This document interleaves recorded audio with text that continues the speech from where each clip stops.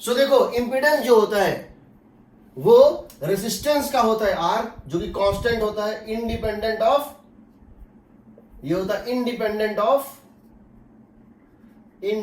Of omega, जबकि XL और एक्ससी omega पे डिपेंड करता है। ये होता है इनवर्सली प्रोपोर्शनल, ये होता है डायरेक्टली प्रोपोर्शनल। अब समझो ओमेगा जीरो का मतलब होता है DC.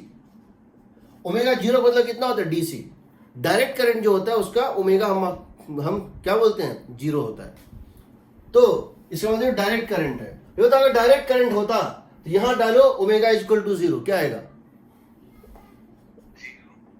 XL is equal to zero. इसका मतलब क्या हो गया, inductor behaves like short circuit, यही ना। और omega is equal to zero का मतलब है XC becomes equal to infinity. Omega equal to zero का मतलब XC becomes equal to infinity, यानी कैपेसिटर क्या बन जाएगा, ओपन सर्किट, सही है ना। दूसरा हमने कल देखा था, उसको मैं फिर से रिकैप कर देते हैं। हमने कहा था पावर होता है ईएमएफ इनटू करंट, ये होता है ना। ईएमएफ होता है E naught sine omega t और करंट होता है E not by Z sine omega t minus 5, यही ना। सो P would become equal to E naught square by 2Z, E naught square by 2Z cos something या cos phi minus cos 2 omega t minus 5, सही है ना। तो हम कह रहे हैं P average is equal to E naught square by 2Z, E naught square by 2Z। इसका मीन वैल्यू क्या होगा, एवरेज वैल्यू 0 होगा ना। ये कितना होगा, cos 5। इसको हम लिख सकते हैं इस तरह से, देखो E naught into what is E naught by Z, I naught by 2 cos 5। But हम जानते हैं E naught by root two, E naught by root two क्या होता है, E R M S. E naught by root two क्या होता है, E R M S. I naught by root two क्या होता है, I R M S. So that becomes E R M S I R M S cos 5, E R M S I R M S cos 5। तो याद रखना इस cos 5 को बोलते हैं, इस cos 5 को क्या बोलते हैं, पावर फैक्टर। क्या बोलते हैं, पावर फैक्टर। 5 को नहीं, cos 5 को, cos 5 को क्या बोलते हैं, पावर फैक्टर। cos 5 बोलते हैं पावर फैक्टर। याद रखना अगर किसी ईएमएफ के साथ करंट, अगर किसी ईएमएफ के साथ करंट, मान लो इस तरह से करंट है आई, अगर ये एंगल कितना बना रहा है, फाई, कितना बना रहा है, फाई, तो इस करंट का दो कंपोनेंट होगा। कौन कौन सा, इस करंट का दो कंपोनेंट होगा। देखो अगर ईएमएफ और करंट के बीच में ये है, एंगल होगा फाई। एक होगा इसके डायरेक्शन में और एक होगा इसके परपेंडिकुलर डायरेक्शन में, होगा ना। हम इस कंपोनेंट आई नॉट cos 5, इसको क्या बोलते हैं, इस कंपोनेंट आई नॉट cos 5 को हम बोलते हैं वॉटफुल करंट। क्या बोलते हैं, वॉटफुल करंट।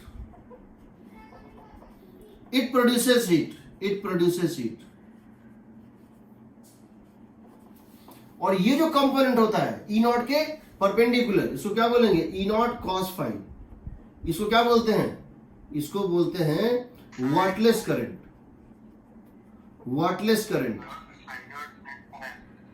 क्या चीज, आई नॉट, अच्छा हाँ, I naught sine 5, correct, I naught sine 5। इसको बोलते हैं wattless current. It do not produce any heat, ये तो याद रखना है। वॉटलेस करंट क्या होता है, तो करंट के दो कंपोनेंट होते हैं, एक जो ईएमएफ के डायरेक्शन में होता है, E into I component of current in the direction of EMF, वो हीट प्रोड्यूस करता है, और जो नॉर्मल कंपोनेंट वो हीट प्रोड्यूस नहीं करता है। इसीलिए अगर सिर्फ इंडक्टिव सर्किट है या सिर्फ कैपेसिटिव सर्किट है, अगर सिर्फ इंडक्टर है या सिर्फ कैपेसिटर है, यानी एंगल कितना है, एंगल कितना है 90 डिग्री, एंगल है 90 डिग्री। उस केस में वाटलेस करंट पूरा का पूरा क्या होता है, वाटलेस करंट होता है, उसमें हीट प्रोड्यूस ही नहीं होता है। ठीक है, cos फाइव इसको बोलते हैं पावर फैक्टर। ठीक है, हाँ सर I0/√2 IRMS होता है ना? हाँ, सर वो उधर I0/2 था, आपने मतलब वो रूट कैसे होगा, वो आया IRMS √2 कर देंगे। E0/√2 into E0/√2 into I0/√2 होगा ना? अच्छा यस सर। ठीक है ना? ठीक, चलो अब देखो, before I come to one more question, हम एक क्वेश्चन ले रहे हैं इस तरह से, देखो कैसे। यहाँ कोई डाउट किसी को? स्नैप लेना है ले लो।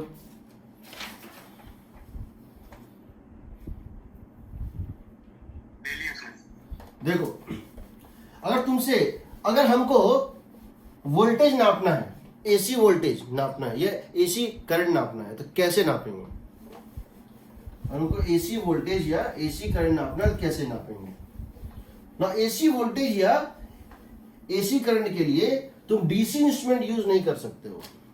क्यों नहीं यूज कर सकते हो? क्यों नहीं कर सकते हो? क्योंकि वो फ्लक्चुएट करेगा ना, इस तरह से वो फ्लक्चुएट करेगा, ऐसे ऐसे plus minus plus minus, but ये फ्लक्चुएशन तुमको दिखेगा नहीं। क्यों नहीं दिखेगा? एक सेकंड में ये 50 बार करता है अप डाउन, और चूंकि इसके पास एक इनर्शिया ऑफ रेस्ट है, जब तक ये मूव करेगा तब तक तो करंट बदल जाता है, ये हिलता ही नहीं है, जीरो शो करता है। याद रखना, DC instruments do not show any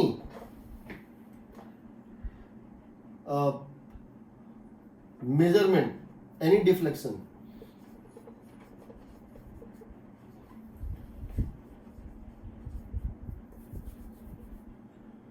For AC input, तुमको कैसा डिफ्लेक्शन तो शो करना चाहिए, एसएचएम तो करना चाहिए उसको।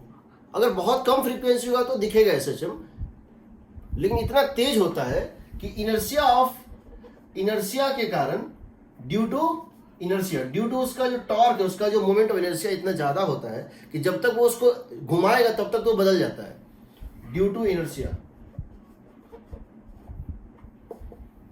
अब समझो, इसीलिए अगर हमको इसको नापना हो, अगर हमको एसी वोल्टेज नापना हो या एसी करंट नापना हो, तो यहां जो इंस्ट्रूमेंट यूज करते हैं उसको बोलते हैं हॉट वायर इंस्ट्रूमेंट। क्या बोलते हैं? Therefore we measure AC current or voltage using hot wire instruments। ना ये हॉट वायर इंस्ट्रूमेंट्स होते हैं, हम तो बताएंगे जब मैग्नेटिक फील्ड पढ़ाएंगे, वो क्लासिकल मैग्नेटिज्म, तो बताएंगे हॉट वायर इंस्ट्रूमेंट्स जो है वो क्या करते हैं, वो कैसे बनाए जाते हैं। ये क्या करते हैं, रूट मीन स्क्वायर वैल्यू में ये हीटिंग इफेक्ट को मेजर करते हैं। दे major, these hot wire instruments measure RMS values। समझे?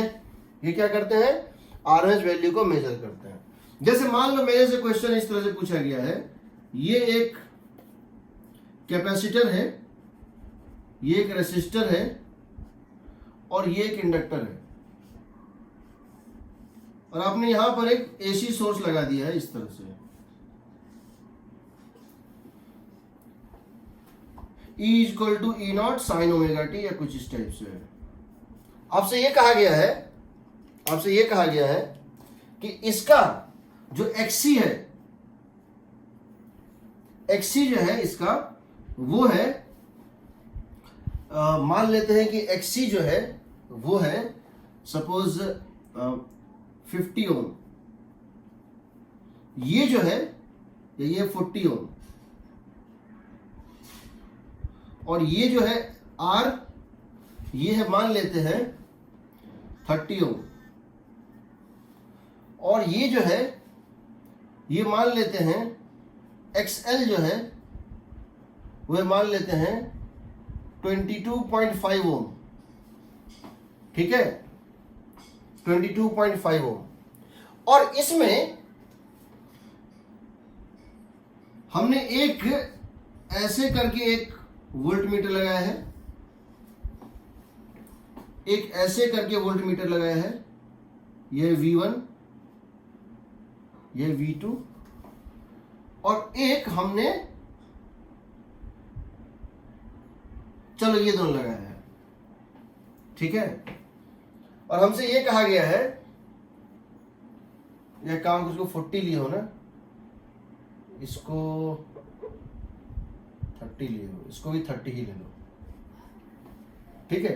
अब बताओ, हमसे ये कहा गया है इसमें रीडिंग बताना है। ये दोनों जो है V1 V2 आर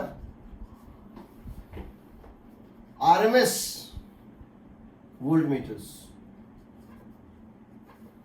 ठीक है, RMS वोल्ट मीटर है। तो आपको बताना है इसमें कितनी वैल्यू होगी। तो कैसे करेंगे बताओ? सबसे पहले हम क्या करते हैं, आई नॉट निकालते हैं। आई नॉट कितना है बताओ? ई नॉट बाय जेड आएगा,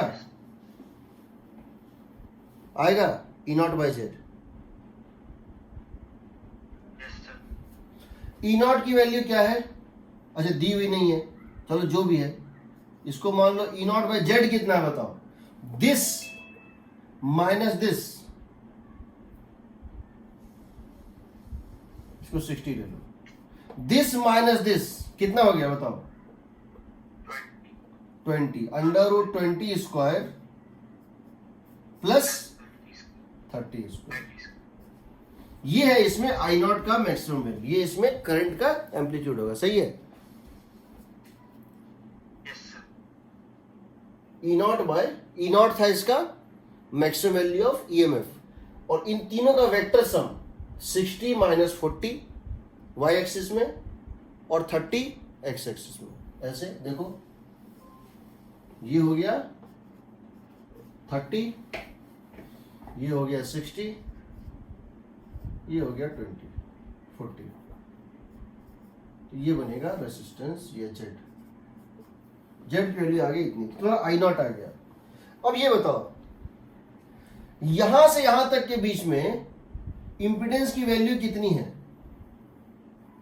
यहां से यहां तक के बीच में इंपिडेंस की वैल्यू कितनी है? ए और बी के बीच में इंपिडेंस की वैल्यू कितनी है? Z A B, Z from A to B कितनी होगी?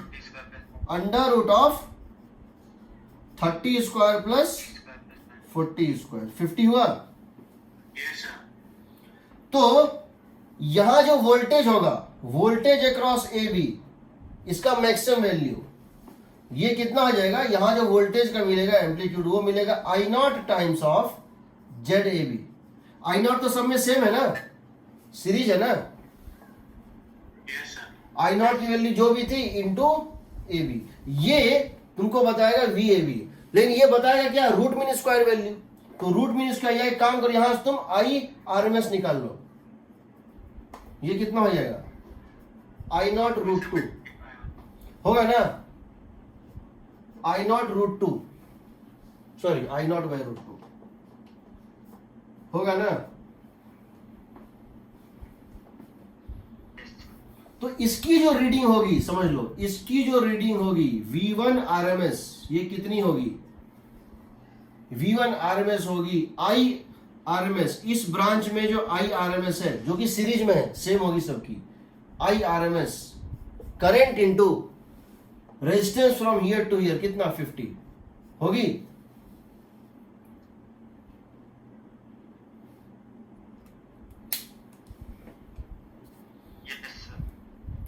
हम तो फिर से बता रहे हैं, देखो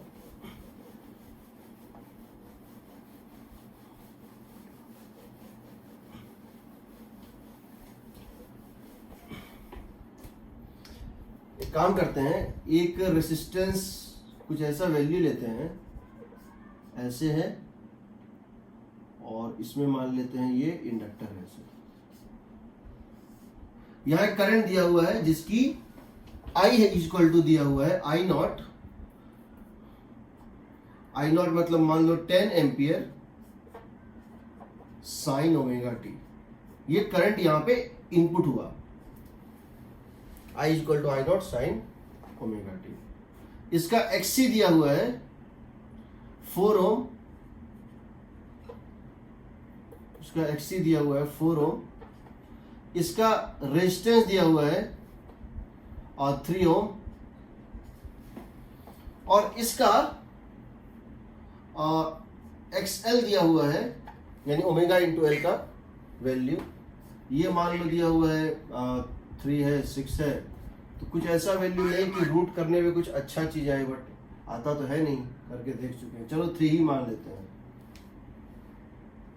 चलो 3 ही मान लेते हैं, ठीक है।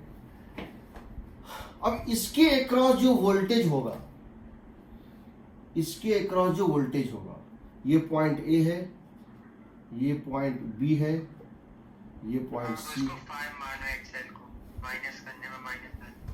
चलो 5 मान ले रहे हैं, 5 6 6 6 6 7 7 8 7 मान लेते हैं, का स्क्वायर। चलो।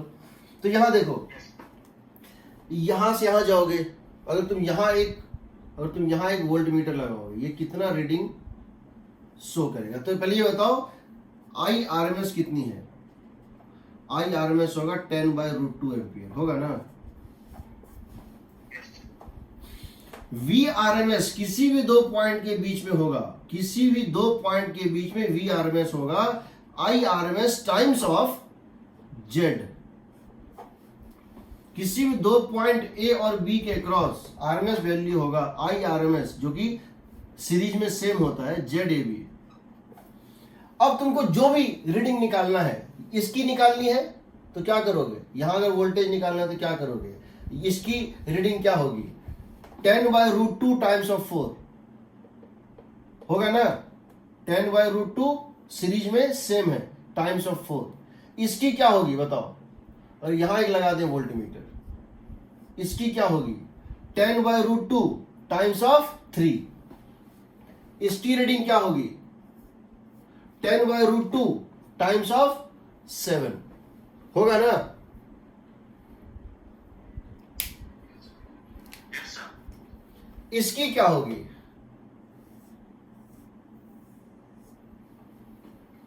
10/√2 टाइम्स ऑफ ए और सी के बीच में जेड की वैल्यू, ए और सी के बीच में जेड की वैल्यू क्या हो? अंडर रूट ऑफ 5, हाँ 3 स्क्वायर प्लस 4 स्क्वायर यानी 5। So this into 5। इसके बीच में क्या होगा? 10/√2 times of under root of 7 square plus 3 square. इसके बीच में क्या होगी? पूरे अक्रॉस यहां से यहां तक में 10/√2 times of 10/√2 times of Z from here to here. Series में है तो देखो ये 4 ये 7, 7 - 4 3, 7 - 4 3 और 3 उसके परपेंडिकुलर, तो 3√2 होगा ना। दिस माइनस दिस 3 एंड 3√2, इसको मल्टीप्लाई कर दो 3 रूट से, ये इसका रीडिंग होगा। और वोल्ट मीटर्स के रीडिंग पूछे जाते हैं, AC volt meters, AC volt meters, तो वो रूट मीन स्क्वायर वैल्यू तुमको निकालना है, ठीक है। एक इसमें होता है, उसको बोलते हैं रेजोनेंस। रेजोनेंस क्या होता है वो समझो। कोई डाउट यहाँ?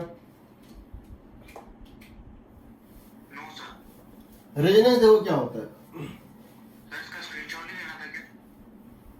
मुझे लगा तुम ले लिए होगे। अब एक काम करना, यूट्यूब से या इसमें से लेना, वीडियोस ले लेना, या एक नया क्वेश्चन बना दे। नहीं सर। ठीक है, सर हाँ वो जैसे पावर सप्लाई से अपने घर में जो आती है अल्टरनेटिंग करीब 22 किलो वोल्ट्स पे आती है। हाँ, हाँ। 220 वोल्ट्स पे आती है। हाँ 220 वोल्ट पे आती है। हाँ सर। तो पावर लॉस कम होता है इसलिए वो हाई वोल्टेज पे बेचते हैं क्या? पावर लॉस कम होता है, हाँ उसमें ना, ट्रांसमिशन वायर में ना, यस। ये तो बताए थे करंट में भी। तो हाँ। कन्वर्ट करने के लिए ट्रांसफार्मर यूज करते हैं। ट्रांसफार्मर यूज करो, ट्रांसफार्मर एसी में ही काम करता है, यस। अल्टरनेटिंग करंट में ही ट्रांसफार्मर यूज करता है। ट्रांसफार्मर भी बताएंगे, वो म्यूचुअल इंडक्टेंस पे बेस्ड होता है, इसीलिए डीसी घर में सप्लाई नहीं होता है, डीसी और एसी के बीच में जब कंपटीशन था, एसी ही सप्लाई किया गया, फाइनली डिसाइड किया। उसका सबसे बड़ा कॉज था कि डीसी के केस में ट्रांसफार्मर वर्क नहीं कर सकता। बताएंगे अभी, आ रहे हैं उस पर।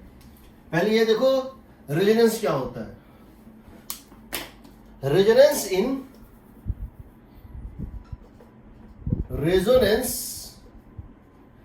RLC सीरीज सर्किट, ठीक है।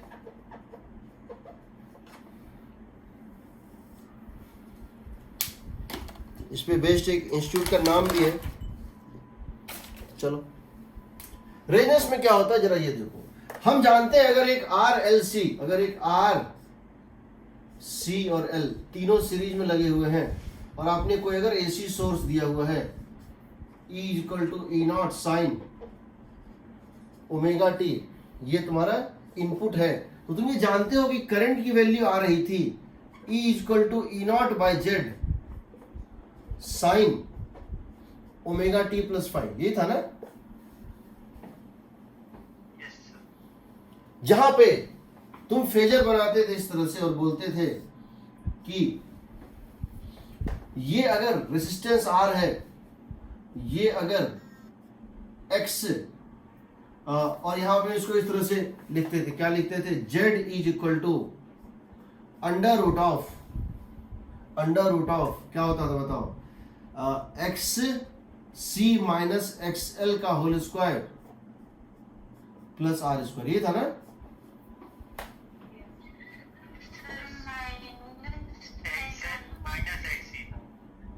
क्या होता था? सेम ही रहेगा, पॉजिटिव। नहीं, देखो करंट अगर ओमेगा टी में है तो वोल्टेज में माइनस करते हैं।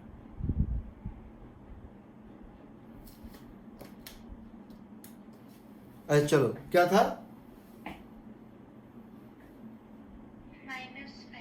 यहाँ -5 था।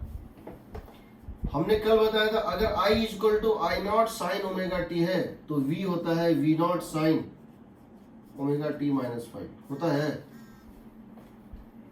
ये बताया था ना कल, यस सर। ये बताया था ना। खैर चलो, तू क्या यहाँ क्या होगा, माइनस होगा, यही ना। Yes sir. ठीक है चलो, रहने दो, उससे माइनस प्लस कोई फर्क नहीं पड़ता। ये बताओ ये क्या है, Imax, ये क्या है, करंट एम्पलीट्यूड है ना। ये किसके इक्वल होगा, E0 by net value Z होगा ना, yes sir. √R² plus omega L -1/ओमेगा C का होल स्क्वायर, ये ना। Yes sir. ये बताओ जब ओमेगा को चेंज करेंगे तो Imax पे क्या चेंज आएगा। If omega = 0, what is Imax? रखो यहाँ 0 रखो, है क्यों सर? 0, ये 0 खत्म, ये 0, ये कितना, इन्फिनिटी, इन्फिनिटी। ये पूरा हो गया infinity 0। If omega = infinity, what is Imax? Infinity 0 है ना। Yes sir. यानी जब आप ओमेगा को बढ़ाइएगा, जब इस एसी सोर्स के फ्रीक्वेंसी को चेंज करोगे, बढ़ाओगे, तो पहले आई की वैल्यू बढ़ेगी और फिर घटेगी ना। Yes sir. ये है Imax, इसको क्या बोलते हैं, करंट एम्पलीट्यूड। इसकी वैल्यू मैक्सिमम कब होगी, किस ओमेगा पे इस सर्किट में करंट मैक्सिमम होगा। इसकी value, current amplitude is maximum, current amplitude is maximum if, ये तो फिक्स है ना, यस सर। ये भी फिक्स है, ये चेंज हो रहा है ना, ओमेगा के साथ तो ये चेंज हो रहा है ना, ये टर्म चेंज हो रहा है ना. If this term is minimum, if omega L minus 1 by omega C is 0, सही है. Yes sir. क्योंकि इसकी वैल्यू या तो पॉजिटिव हो सकती है या फिर जीरो हो सकती है, नेगेटिव नहीं हो सकती है. स्क्वायर का वैल्यू पॉजिटिव होगा या जीरो होगा, नेगेटिव नहीं हो सकता है. यानी कि ओमेगा किसके इक्वल हो गया, 1 by under root L C.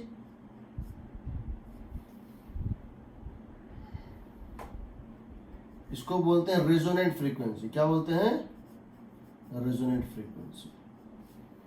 Resonant frequency पे अगर यहां ओमेगा नॉट किसके इक्वल हो जाए, 1 by under root L C. अगर आप इस सोर्स का फ्रीक्वेंसी कितना रखेंगे, 1 by under root L C, 1 by under root L C, तो उस केस में आपको इसमें करंट का एम्पलीट्यूड मैक्सिमम मिलेगा, सबसे ज्यादा मिलेगा. मैक्सिमम करंट तब मिलेगा जब ओमेगा नॉट की value 1 by under root L C, उसको बोलते हैं रेजोनेंट फ्रीक्वेंसी. और उस समय करंट मिलेगा कितना, ये बताओ. उस समय जब ये जीरो हो जाएगा तो ये कितना हो जाएगा, ये zero, E not by R होगा ना. Yes sir.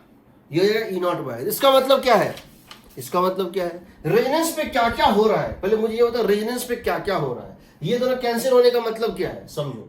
रेजोनेंस पे क्या क्या हो रहा है, रेजोनेंस पे ये सब चीजें हो रही है. कौन कौन सी, रेजोनेंस पे ये सब चीजें हो रही है. देखो रेजोनेंस पे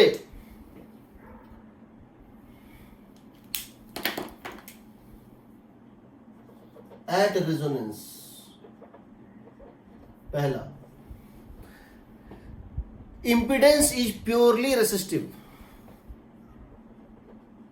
इंपिडेंस इज प्योरली रेसिस्टिव. क्यों भैया, देखो ये रेसिस्टेंस आर था, ये एक्सएल था और ये एक्ससी था. ये दोनों तो कट गया ना. Yes sir.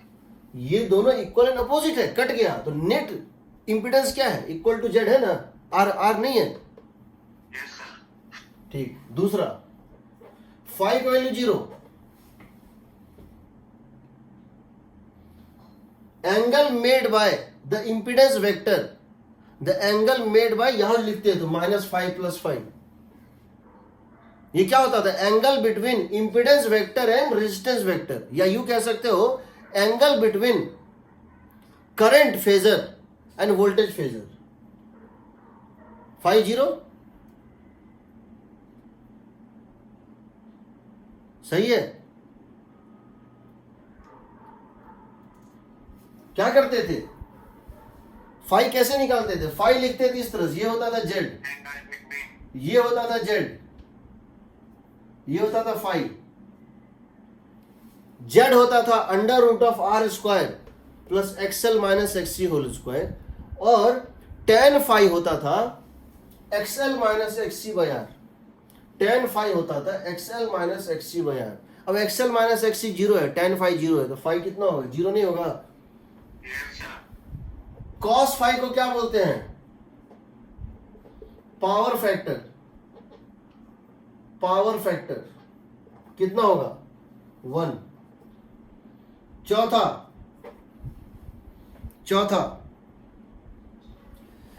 जेड की वैल्यू होगी मिनिमम, होगी अगर तुम्हारे पास रेसिस्टेंस, कैपेसिटेंस और इंडक्टेंस फिक्स है. अगर तुम्हारे पास एक particular resistance, particular capacitance, particular inductance, वो फिक्स है, बट तुम सोर्स का ओमेगा खाली चेंज कर सकते हो. तो इस पॉइंट पर इंपीडेंस सबसे कम होगा ना, यस सर. जिसकी वैल्यू होगी आर, होगी. पांचवा, voltage across capacitor plus voltage across inductor is zero, होगा. Yes sir.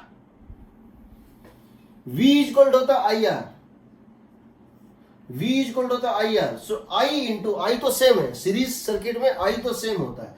I into XC plus I into XL equal to 0. I तो कॉमन आके कट गया, XC प्लस XL वेक्टर भी cancel हो रहा है, पता ही है, सही है। Yes sir. ठीक। सातवां, पावर इज मैक्सिमम। क्यों पावर इज मैक्सिमम, सो बताओ। पावर कितना होता था, एवरेज पावर क्या होता था, सो बताओ।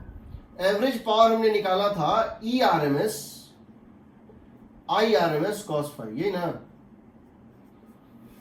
Yes sir. इसका मतलब है E नॉट बाय क्या, E not by cos phi। √2। इसका मतलब है, या एक काम करो, इसको इस तरह लिख दो, ERMS, ये हो जाएगा ERMS by Z cos phi, सही है। यस। इसका मतलब है E नॉट बाय √2 का होल स्क्वायर, ERMS का स्क्वायर, E नॉट बाय √2 का whole square by 1 by Z cos phi.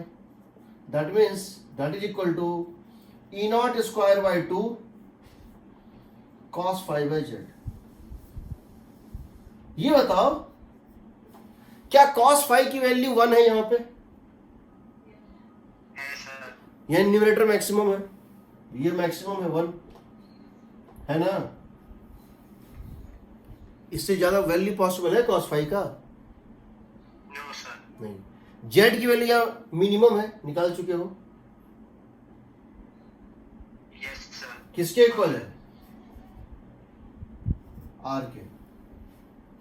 Z की वैल्यू मिनिमम है, तो न्यूमरेटर मैक्सिमम है और डिनोमिनेटर मिनिमम है, ये वैल्यू मैक्सिमम, ये तो कांस्टेंट है, ये तो कांस्टेंट है ना। सबसे ज्यादा हीट प्रोड्यूस होगा इस केस में, सबसे ज्यादा हीट प्रोड्यूस होगा, कितना, पावर का मैक्सिमम डिसिपेशन होगा, किसके इक्वल होगा बताओ, E not square bye 2R होगा ना। ठीक, अब देखो, इंडक्टेंस में, रेजोनेंस में सारी प्रॉपर्टी होती है। स्नैप लेना है ले लो, अभी मैं इसको फिर एनालाइज कर रहा हूं। अच्छा, मैं अगर ये ग्राफ प्लॉट करना चाहता, कौन सा, impedance versus net impedance versus omega, तो क्या आता, ये बताओ। जब ये इंपीडेंस ये है, इंपीडेंस ये है, क्या इंपीडेंस की वैल्यू मिनिमम है इस पॉइंट पे, क्या इंपीडेंस की वैल्यू मिनिमम है, क्या इस वेक्टर की लेंथ, इन तीनों के वेक्टर सम का लेंथ सबसे मिनिमम है यहां पर ओमेगा नॉट पर, है ना। ये कुछ इस तरह से बनता है, बताओ।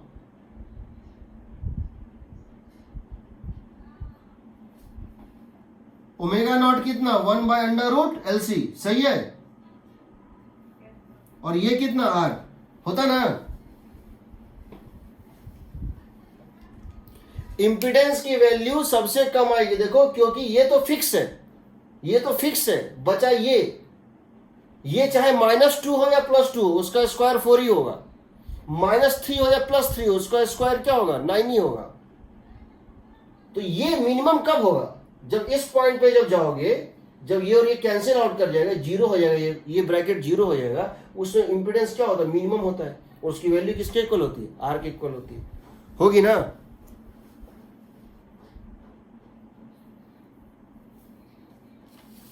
ठीक है, स्नैप लेना है ले लो, मिटा रहा हूं उसको, उसके बाद देख रहा हूं उसको क्या करना है। तो हमने क्या देखा, ये I max था E नॉट बाय R, ये था E not square bye 2R। ठीक है, अभी मैं इसको और कर रहा हूं, लिख लो, लिख लिया, मतलब नोट्स में है वैसे, स्नैप ले लिया।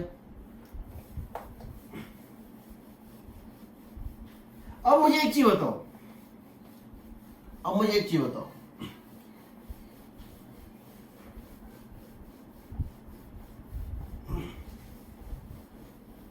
रेजोनेंस पे करंट मैक्सिमम है कि मिनिमम है, रेजोनेंस कंडीशन में करंट मैक्सिमम है या मिनिमम है,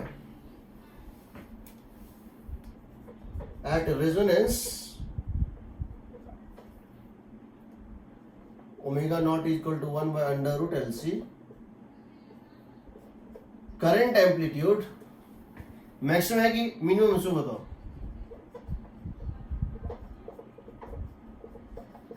मैक्सिमम है ना, यस सर, इसकी वैल्यू कितनी है, ई नॉट बाय आर, ये है ना। बिकॉज करंट मैक्सिमम, इसको बोलते हैं एक्सेप्टर सर्किट। क्या बोलते हैं इसको, therefore it is called acceptor circuit.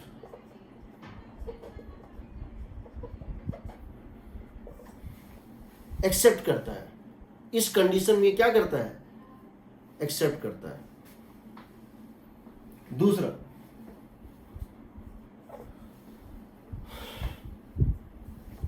अब ये बताओ, मेरे पास दो सर्किट है, एक सर्किट में रेजिस्टेंस है आर, दूसरे में 2R, ओमेगा सेम है, ओमेगा सेम है, ठीक है, सॉरी एल सेम है, सी सेम है, एल और सी सेम है।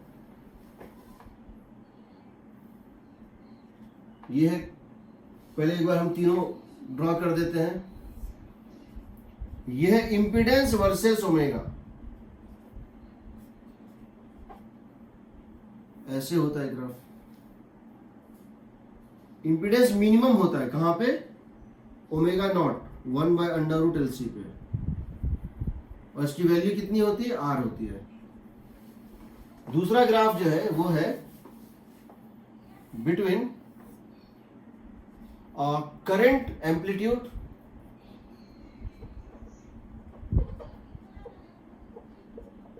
एम्पलीट्यूड वर्सेस ओमेगा, और ये ग्राफ कुछ ऐसा होता है, ऐसे होता है। इसकी मैक्सिमम वैल्यू भी कहाँ, यहाँ इसकी मैक्सिमम वैल्यू आती है यहाँ पर, कहाँ पर, ओमेगा नॉट पर। कितनी होती है इसकी value, E not by R, है ना। तीसरा graph power versus power average versus omega का।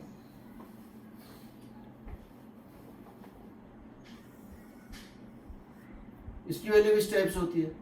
इसकी मैक्सिमम वैल्यू भी कहां आती है, ओमेगा नॉट पे। कितनी आती है बताओ, कितनी आती है, ये बताया था ना,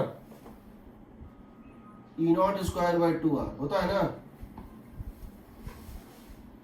ये बताया था ना, ई नॉट स्क्वायर बाय 2R होता है। अब बताओ, अगर L मेरा सेम है और C सेम है, L और C से, बट हम रेजिस्टेंस अलग अलग ले रहे हैं, एक बार R ले रहे हैं, एक बार 2R, एक बार 3R, एक बार 4R, तो हम रेजिस्टेंस को चेंज करते हैं तो क्या होगा, हम रेजिस्टेंस को चेंज करते हैं तो ये, अगर हम R की जगह 2R कर दें तो क्या होगा, हम R की जगह 2R कर दें तो क्या होगा, क्या ये ऐसे बनेगा ग्राफ। अगर R की जगह 2R लेंगे, सॉरी,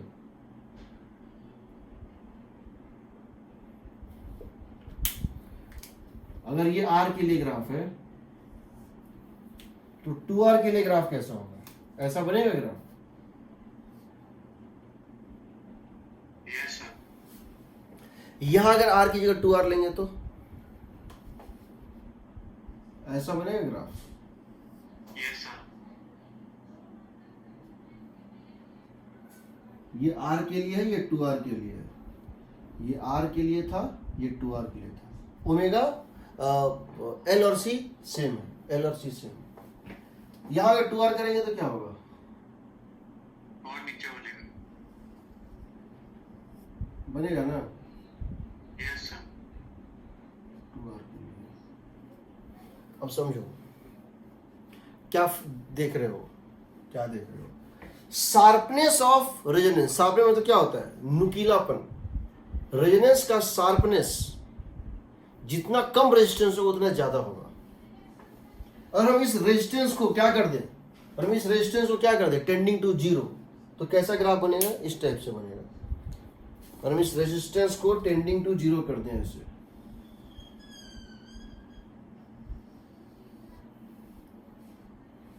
और हम इस रेजिस्टेंस को क्या कर दें, टेंडिंग टू जीरो कर दें, ऐसे कर दें, ऐसे बनेगा, बनेगा ना। यस सर, यहां एक टर्म डिफाइन कर, उसको बोलते हैं क्वालिटी फैक्टर। क्या बोलते हैं? Quality factor. ठीक, तो समझो, as for same omega not is equal to 1/√LC, as resistance is decreased, maximum amplitude I max increases. We say sharpness of resonance increases. इसका मतलब क्या है समझो। अगर मेरे पास एक ग्राफ इस तरह से है और दूसरा ग्राफ इस तरह से है,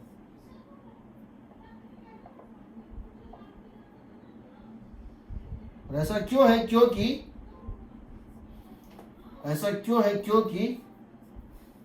इसका रेजिस्टेंस था R, इसका था R/100, समझ रहे हो ना? Yes, sir. तो हम बोलेंगे दिस इज शार्प रेजोनेंस। इसको बोलेंगे क्वालिटी फैक्टर। अभी डिफाइन करेंगे क्वालिटी फैक्टर क्या होता है। तो समझो, अगर R टेंडिंग टू जीरो होगा, तो at resonance the amplitude tending to infinite होगा ना? Yes, sir. अब इसको डिफाइन करेंगे क्या होता है, इसका यूज क्या होता है और इसका यूज क्या होता है, हम दोनों अभी डिफाइन करेंगे। यहां कोई डाउट किसी को? No, sir.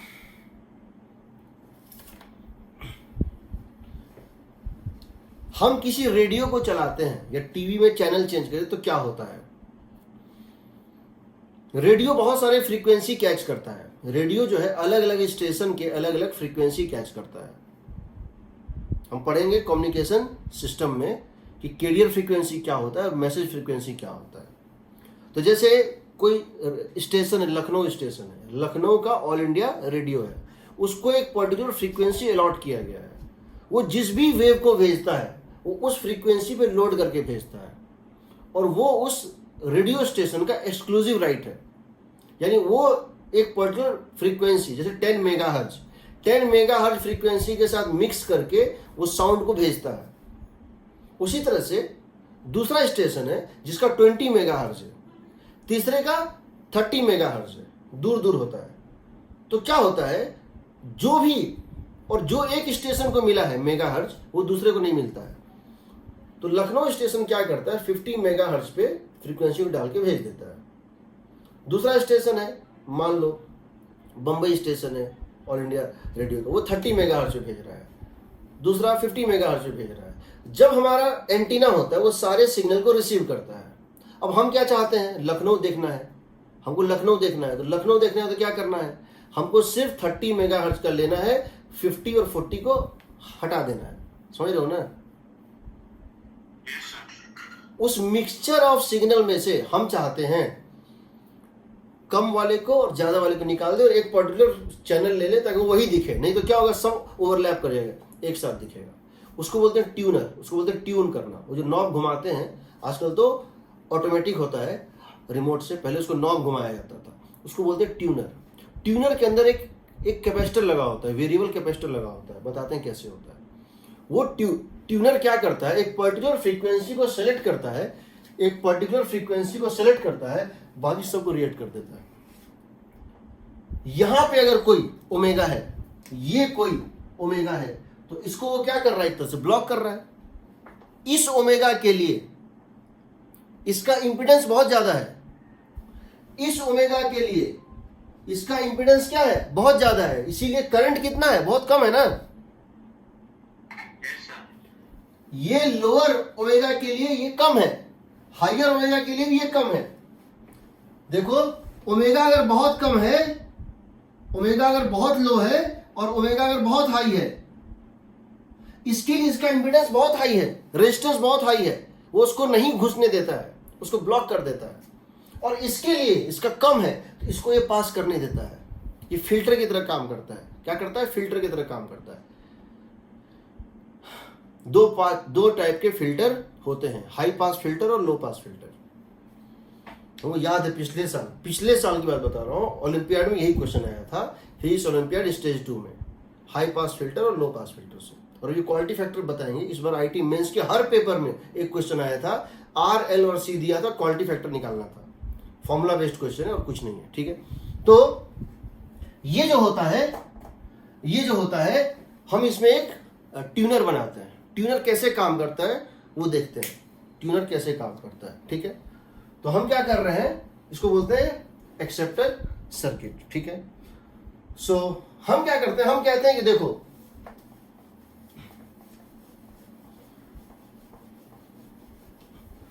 हम 2 पॉइंट डिफाइन करते हैं। कौन सा पॉइंट डिफाइन करते हैं, देखो इस तरह से, देखो we are defining half power factor, half power points, हम कहते हैं उसको half power points and half power points and bandwidth, half power points and bandwidth, हम half power points और bandwidth डिफाइन कर रहे हैं। मान लो मेरे पास ये एक सिस्टम है ऐसे करके, ठीक है। ये तुम्हारा पावर है, पावर की एवरेज वैल्यू ये ओमेगा है, ये पावर की एवरेज वैल्यू, और ये क्या है, ओमेगा है, ठीक है। तो हमको क्या करना है, हम ये जानते हैं कि इसकी मैक्सिमम कहां पे मिलती है, इसकी मैक्सिमम वैल्यू कहां मिलती है हमको, ओमेगा नॉट पे, जिसकी वैल्यू होती है ई स्क्वायर बाय 2r, ठीक है ना। इसकी वैल्यू तो वैसे इस तरह से थी पी एवरेज था I R M S V R M S cos phi, जिसको हम लिख सकते हैं V R M S by Z into V R M S cos phi, जिसको हम लिख सकते हैं V R M S whole square by Z cos phi, जिसको हम लिख सकते हैं वी आर एम एस क्या लिख देंगे, वी नॉट स्क्वायर या वही E square by E M F square का amplitude square, R M S होता है √2 ना, ई बाय √2, तो 2 times of Z into cos five. और जेड की वैल्यू क्या होती है बताओ, ये हो गया कॉस फाइव, मतलब क्या हो गया, कॉस फाइव मतलब हो गया आर बाय जेड, ये होता है ना,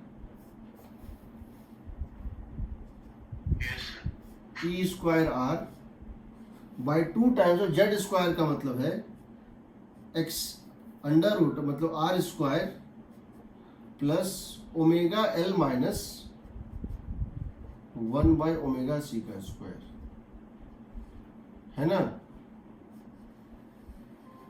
दिस इज योर वैल्यू।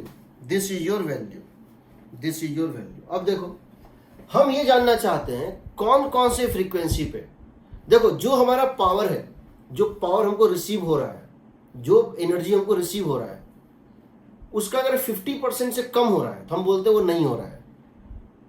जो पावर हमको रिसीव हो रहा है उससे अगर 50%, जैसे हमको 10 वाट चाहिए टीवी देखने के लिए, सिग्नल स्ट्रेंथ 10 वाट का चाहिए, स्ट्रॉन्ग सिग्नल चाहिए। अगर बहुत कम सिग्नल, जैसे मोबाइल में क्या होता है, सिग्नल बहुत वीक होता है तो उसमें क्या होता है, बहुत कम होता है, तो अगर वो 50% से नीचे चला जाए तो हम कहते हैं वो नेग्लिजिबल हो, वो दिखता नहीं है। हम इसमें हाफ पावर पॉइंट ले रहे हैं, हम ले रहे हैं पी मैक्स का हाफ कहाँ आ रहा है, हम क्या बोल रहे हैं, पी मैक्स का हाफ कहां आ रहा है, इसको बोलते हैं हाफ पावर पॉइंट्स। किस ओमेगा 1 से किस ओमेगा 2, यहां से लेके यहां तक का अगर सिग्नल है, इसका मतलब पावर जो है ओमेगा 1 से ओमेगा 2 के बीच का अगर सिग्नल है, इसका मतलब पावर जो है, जो मैक्सिमम पावर पॉसिबल उसके 50% से ज्यादा है, सही हो ना। और अगर ओमेगा का वैल्यू इससे कम है या इससे ज्यादा है, इसका पावर जो है 50% से मैक्सिमम पावर के 50% से कम है। देखो इसके लेफ्ट और इसके राइट जाओगे तो बोलेंगे वो डिटेक्ट नहीं हुआ। ये जो रीजन है ये हम कह सकते हैं डिटेक्ट हो रहा है, ये ओमेगा 1 है और ये ओमेगा 2 है, हाफ पावर पॉइंट। इस डिफरेंस को हम बोलते हैं, ये जो डिफरेंस देख रहे हो omega 2 minus omega 1, the frequency range with in which the power received E maximum powers half या उससे ज्यादा, इसको बोलते हैं बैंडविड्थ। क्या बोलते हैं इसको? बैंडविड्थ बोलते हैं, इसको बोलते हैं बैंडविड्थ। कैसे निकालेंगे वो देखते हैं। इसको क्या बोलते हैं? बैंडविड्थ। कैसे निकालेंगे वो देखते हैं। हमको क्या करना है भाई? हमको पावर को मैक्सिमम करना है। हमको इसको क्या करना है? P max by 2 कर देना है, यही ना। हमको वो ओमेगा 1 और ओमेगा 2 निकालना है कि पावर जो है P max by 2 हो जाए। बट P max क्या था बताओ? E स्क्वायर बाय 2r, तो ये कितना होना चाहिए? E स्क्वायर बाय 4r होना चाहिए ना। Yes sir. जरा देखते हैं क्या आएगा। E स्क्वायर कट गया, ये 2 और 2 कट गया, आ जाएगा 2r square cross multiplication is equal to r square plus omega l minus 1 by omega c whole square होगा। यहां से तुम देखोगे इंप्लाइज आएगा, इसको इस साइड लेके चले जाओ, r square is equal to this square, ये ना, r square equal to this square, तो r इज इक्वल टू आएगा plus minus omega l minus 1 by omega c होगा ना। Yes sir. यहां तुमको 4 रूट मिलेंगे, क्यों मिलेंगे? एक बार प्लस साइन लोगे एक क्वाड्रेटिक बनेगा, एक बार माइनस साइन लोगे एक क्वाड्रेटिक बनेगा। तो देखते हैं, एक बार प्लस साइन ले रहे हैं तो प्लस साइन लेंगे तो आएगा ओमेगा स्क्वायर, अगर प्लस साइन लेंगे तो क्या आएगा बताओ? Omega square minus omega R by L minus 1 by L C is 0। एक बार हम क्या ले रहे हैं? प्लस साइन ले रहे हैं, एक बार हम प्लस साइन ले रहे हैं यहां पे, तो बताओ कितना हो जाएगा? दोनों साइड क्या करो, इसको इस साइड ले आओ, सही है। देखो तो omega L minus omega L, या काम करो ना, एक काम करते रहो, यहां माइनस डाल देते हैं, minus R is equal to this, ठीक है, plus minus R is equal to this, सही है। इसको क्या लिख देंगे बताओ? इसको लिख देंगे ओमेगा स्क्वायर, हमको ओमेगा में क्वाड्रेटिक चाहिए, तो काम करते हैं हम, इसको दोनों साइड हम मल्टीप्लाई कर देते हैं, किससे? Omega C, omega by L से, नहीं, हाँ ओमेगा बाय एल से, ठीक है। तो ये और ये कट गया, ओमेगा स्क्वायर, ठीक है, दोनों साइड ओमेगा बाय एल से, प्लस माइनस या minus plus R omega by L plus minus R omega by L minus omega by 1 by L C, यही ना, सही है। तो देखो एक बार प्लस साइन लो, एक बार माइनस साइन लो, तो एक इक्वेशन मिलेगा omega square plus R omega by L minus 1 by L C is 0। यहां से आएगा omega is equal to minus B plus minus under root B square minus 4ac by 2 है, होगा। और एक बार जब यहां माइनस साइन लेंगे तो क्या आएगा? Omega square minus R by L into omega minus 1 by L C equal to 0। तो माइनस लेंगे तो आएगा omega equal to minus B plus minus under root B square minus 4ac, तो प्लस ही होगा ना, plus 4 by L C by 2 है, सही है। Yes sir. देखो यहां पे तुमको 2 रूट मिल रहा है और यहां पे तुमको 2 रूट मिल रहा है, बट तुम जानते हो ओमेगा 1 और ओमेगा 2 क्या है? पॉजिटिव ही होगा, नेगेटिव तो नहीं हो सकता। इसमें पॉजिटिव वैल्यू निकालो तो क्या निकलेगा? इसमें पॉजिटिव निकालो तो इसमें 2 वैल्यू निकलेगा ना, एक माइनस, यहां तो माइनस है, यहां एक बार माइनस लोगे तो माइनस हो जाएगा, प्लस ले लो तो कितना आएगा बताओ, आ जाएगा omega 1 equal to minus R by L plus under root of R square by L square plus 4 by L C divided by 2। सही है, बोलो तो। Yes sir. यहां पे बताओ प्लस माइनस दो पॉसिबल है, यहां अगर माइनस लेंगे तो माइनस, अगर यहां माइनस साइन देंगे तो ये निगेटिव बन जाएगा ना, yes sir.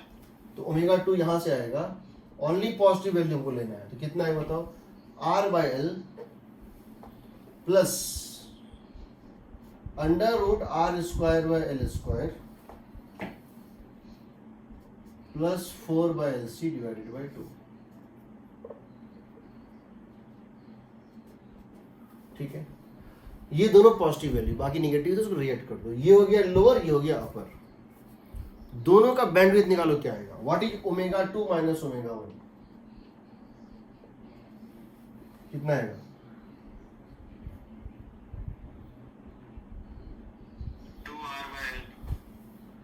2r by L divided by 2, yes sir. r by L आएगा ना, यस सर। इसको बोलते हैं बैंडविड्थ, इसको क्या बोलते हैं, हाफ पावर बैंडविड्थ, इसको क्या बोलते हैं, half power bandwidth.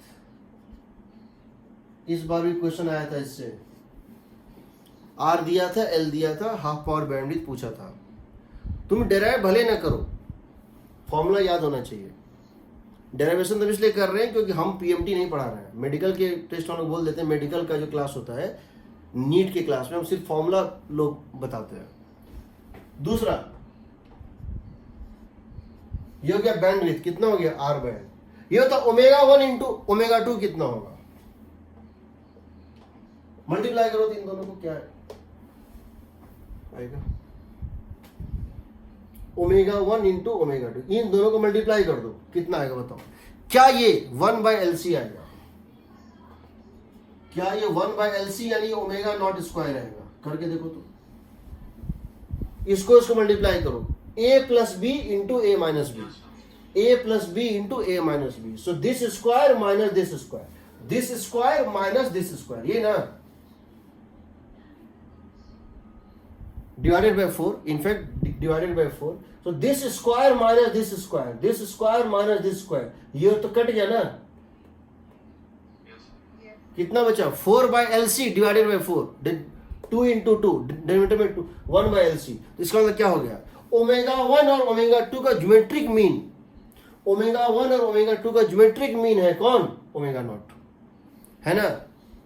Yes sir. तीसरा पॉइंट, तीसरे पॉइंट को हम बोलते हैं, हम तीसरे पॉइंट को बोलते हैं क्वालिटी फैक्टर। क्वालिटी फैक्टर होता है, समझो, हम तीसरे पॉइंट को बोलते हैं क्वालिटी फैक्टर।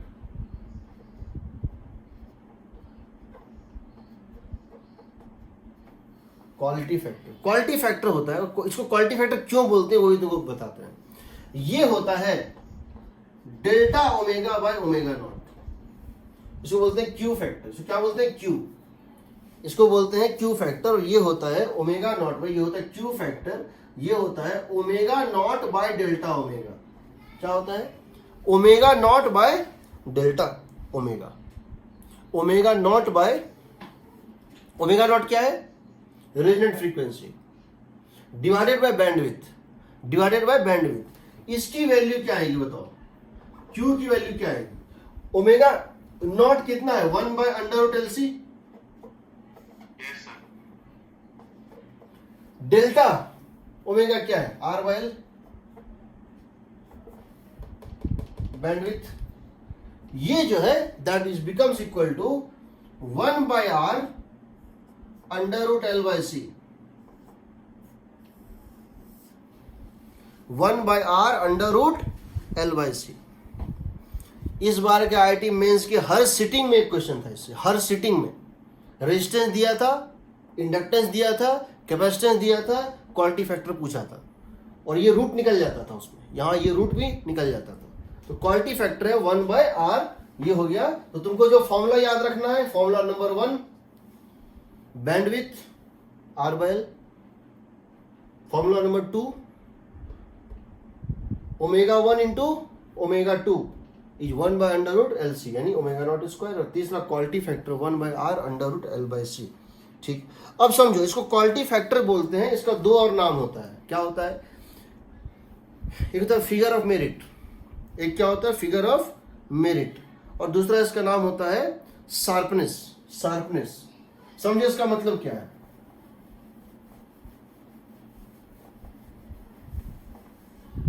मेरे पास दो ग्राफ है.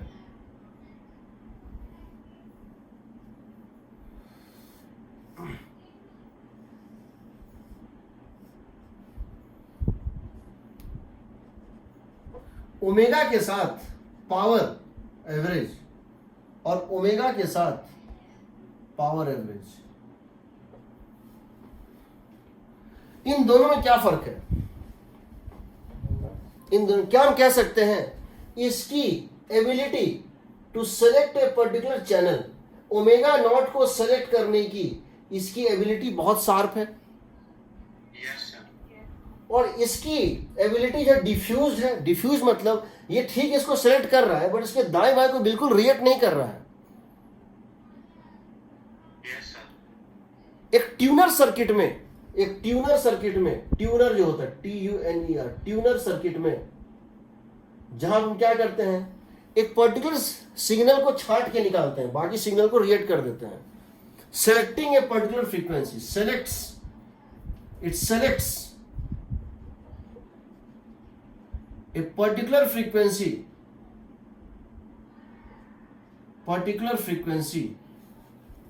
out of a mixture, out of a mixture, out of a mixture. हम ग्राफ देख के बोले तो इसकी सेलेक्टिविटी या शार्पनेस बेटर है. हम बोलेंगे इसकी सेलेक्टिविटी ज्यादा है, इसकी शार्पनेस ज्यादा है,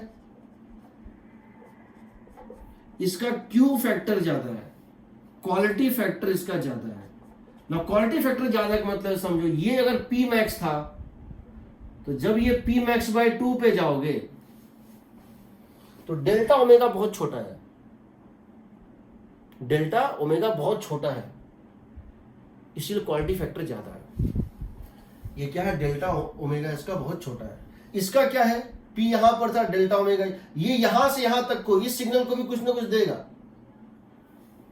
तो अगर हमारे पास ऐसा ट्यूनर हो, बल्कि और बेटर होगा, एकदम शार्प हो जाएगा, एकदम शार्प, सिर्फ उसी को सिलेक्ट करेगा, बाकी दाएं बाएं को बिल्कुल जीरो सिलेक्ट करेगा, इसको बोलते हैं क्वालिटी फैक्टर इसका बेटर है. इसको बोलते हैं क्वालिटी फैक्टर बेटर है. अब समझो हमको इसको सेलेक्ट करना था, हमको इसको सेलेक्ट करना था. इसका वैल्यू कितना है? 1 by अंडर रूट LC है ना. Yes sir. अब मुझे, क्योंकि ये स्टेशन था जी न्यूज का, ये था, मैंने इसको सेलेक्ट कर लिया, देख लिया. अब मुझे देखना है रिपब्लिक टीवी. वो यहां पर था, रिपब्लिक टीवी कहां पर था? यहां पर था. कितने पे? इसके फ्रीक्वेंसी से इसका ये डबल फ्रीक्वेंसी है. अब मैं क्या करूंगा? कैपेसिटेंस को 1/4 कर दूंगा. अब मैं उसी सर्किट में कैपेसिटेंस को 1/4 अगर कर दूं, C के बदले क्या कर दूं? C/4. C के बदले क्या कर दूं? C/4. तो क्या अब मेरा जो ग्राफ है वो शिफ्ट करके यहां पहुंच जाएगा ऐसे करके? Yes sir. तो मुझे सिर्फ कैपेसिटेंस को चेंज करना है ना. Yes sir. और मैं कैपेसिटेंस कैसे चेंज करता हूं ये भी बता रहा हूं. ये एक प्लेट होता है, इसके पीछे एक दूसरा प्लेट होता है, मेटलिक प्लेट, और इसके बीच में एक डाइलेक्ट्रिक मटेरियल का, इसके इन दोनों के बीच में एक डाइलेक्ट्रिक मटेरियल का जो है एक वो होता है, हाफ डिस्क होता है. ये फिक्स्ड प्लेट है, ये फिक्स्ड प्लेट है. मैं इसको घुमाता हूं, मैं इन दोनों फिक्स्ड प्लेट के बीच में इस डाइलेक्ट्रिक को ऐसे घुमाता हूं. तो तुम जानते हो कि जिस समय ये इस तरह से बनेगा, एक प्लेट इसके पीछे भी है, जिस समय ये इस तरह से बनेगा तो यहां दो कैपेसिटर बन रहा होगा, एक डाइलेक्ट्रिक वाला कैपेसिटर,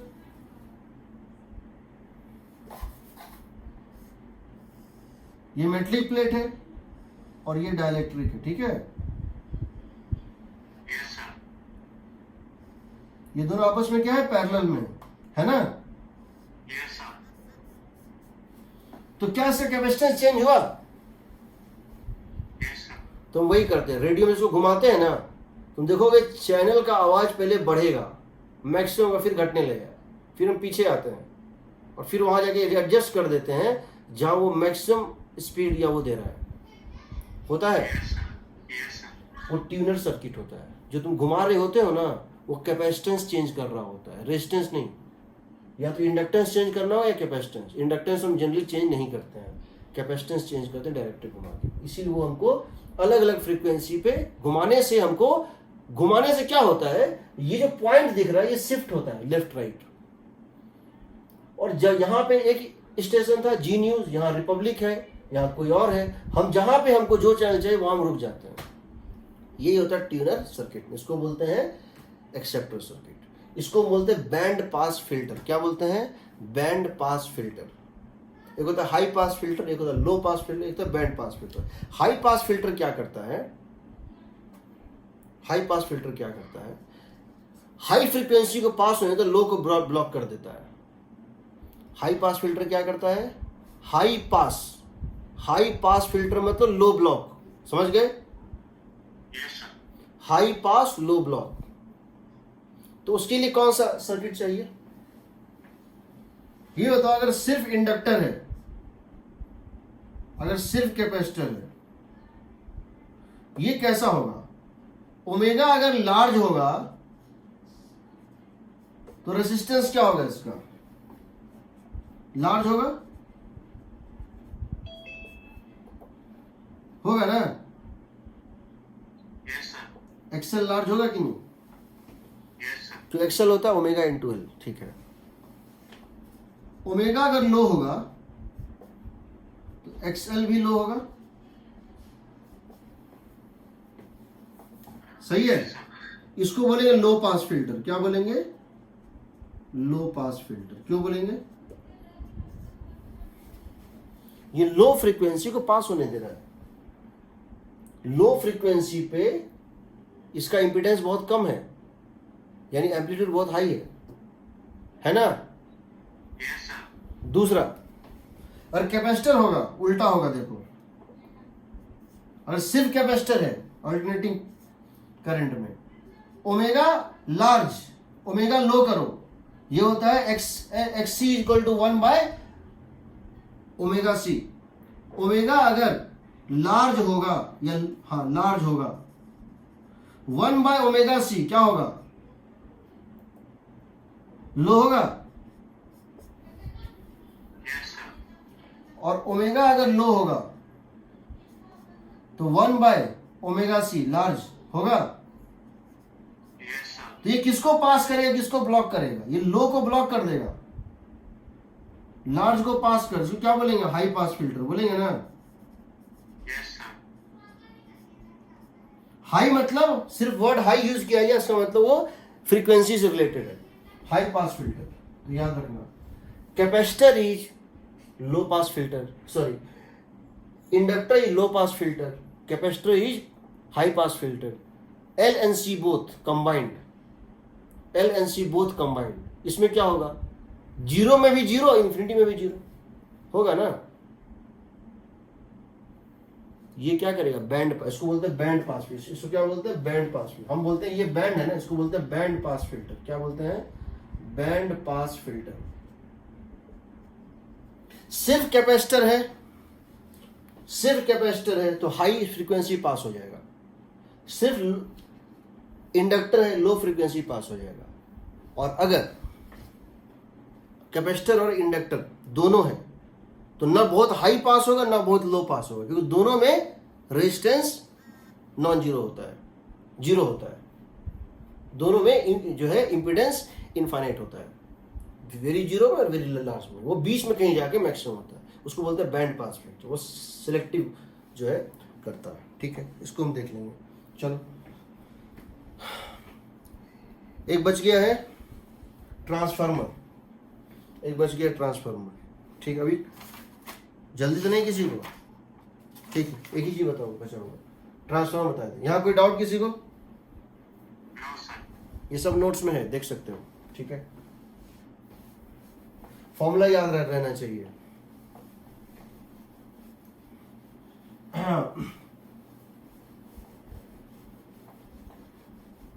ट्रांसफार्मर क्या होता है ये देखिए।